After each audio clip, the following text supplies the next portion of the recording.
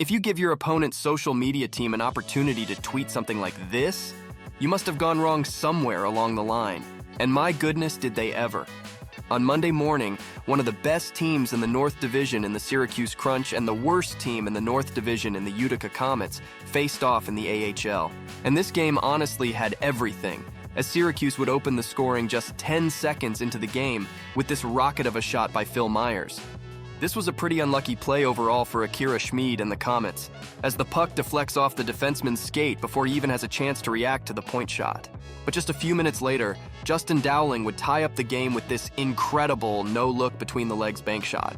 Honestly, the goals in this game reminded me how high the level of play and skill is in the AHL.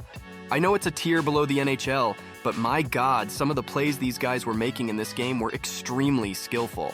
And that was on full display on Syracuse's second goal, just 2 minutes after Dowling's tying goal, where Felix Robert would execute this gorgeous fake shot and dish the puck to Stevens, who would bury it past Schmid. Also, if Schmid sounds familiar, he's the same guy who had a fantastic showing in the NHL last year for the Devils, but has had a rough go of it so far this year. But that goal by Stevens would give the Crunch a 2-1 lead just 5 minutes into the first period. And just 5 minutes later, the Crunch would find themselves in a 5-on-3 after Dowling and Tyler Wotherspoon would take 2 penalties in quick succession. And if you're not familiar with hockey, a 5-on-3 is the largest man advantage you can have under normal circumstances. And that's where it gets funky. Because Syracuse head coach Joel Bouchard would choose to pull his goalie to put a 6th skater on the ice to create a 6-on-3 situation for the Crunch. As a reminder, this is still the first period, and the Crunch are leading the game by 1 goal already. This is not a team in dire need of a goal to tie it up late in the game, which is when teams would normally choose to pull their goalie. Maybe the coach was worried that Utica's league-leading penalty kill would make light work of their 5-on-3, and that they needed even more of an advantage to score. I honestly can't wrap my head around why this decision was made. And sure enough, it backfired as Utica's captain Ryan Schmelzer would block this cross-ice pass and backhand the puck the entire length of the ice and into the wide-open empty net. Can you believe it? Well, I gotta say, add that to the book. I have never seen that before. And I've watched a lot of hockey games in my life. Just incredible scenes. The entire Utica bench was just absolutely loving it after being gifted a tying goal by the opposition coach.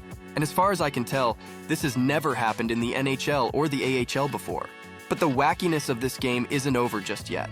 On the very same power play, but this time on the more standard 5-on-3, Syracuse would take the lead once again, thanks to this one-timer by Mitchell Chafee. But the pesky Comets would strike back early in the second, as a guy literally named Villain would snipe the tying goal past the Syracuse netminder. Both teams would eventually trade blows one more time in the third period to send this game to OT. And in the dying seconds of OT, this would happen. Go, Joe Carroll in front. Clicked aside by Schmid. Puck is still available. Far side boards. 7 seconds to go.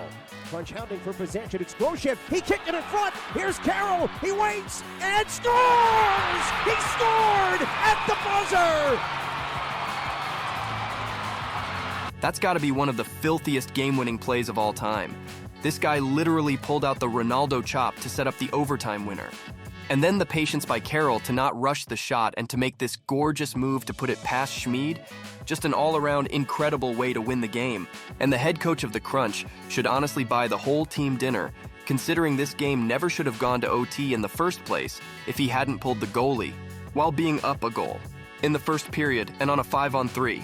The coach was eventually asked in the post-game interview about why he made the decision, and this was his response.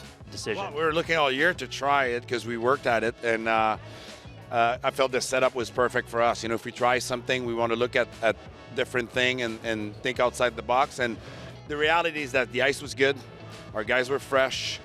You know, the score was 2-1. I felt we had a good game, so I just felt it was not late in the game. You know, all the elements were there for us to try it. But what I like about the most is that it just showed that when we have a plan, we need to follow. And, you know, we didn't follow the plan that we had set.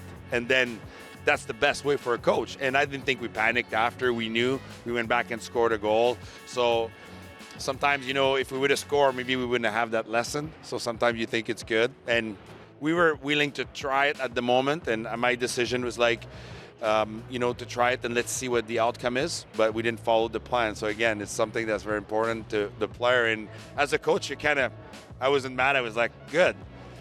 We have a plan we need to follow. We don't ad-lib. We don't make it up.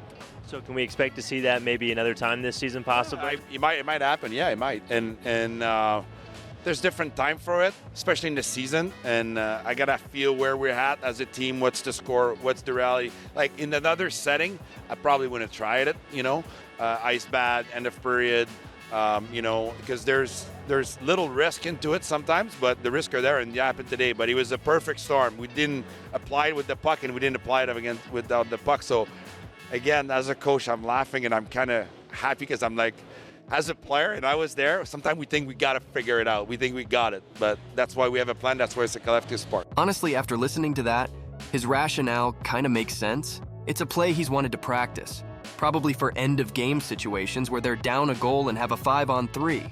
And he thought the conditions were perfect to try it given they had a lead, and it was still very early in the game. So even if something did go wrong, like it did, they had enough time to bring it back against a much weaker opponent.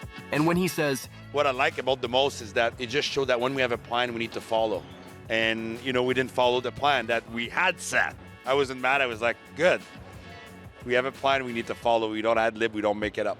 he's referring to the pass by number 39 on the crunch, where instead of using the man advantage to his advantage, he instead tries to force this pass through two Comets, who eventually intercept the puck. The plan that the coach was referring to likely involved using the point men as the main shooting options and to overload near the goal line to give themselves a higher chance at banging in rebounds and also to retrieve any loose pucks, which is essential when you don't have a goalie tending his net. You need to do everything you can to avoid giving up possession, so having multiple guys on the puck at all times is crucial. And number 39 went against that plan by trying to make a hero play for the cross-ice one-timer. It's small things like these that often get guys in a coach's doghouse, where even if they're producing on the stat sheet, they might not get as much ice time as a guy who isn't producing as much, but has completely bought into the system that the coaching staff is trying to implement. What did you guys think about this whole situation? I honestly kind of enjoyed the creativity and the balls to even try this kind of play, so I have to give props to the coach. I hope you enjoyed this video. If you did, I hope you leave a like as it really helps the channel grow. Thanks for watching.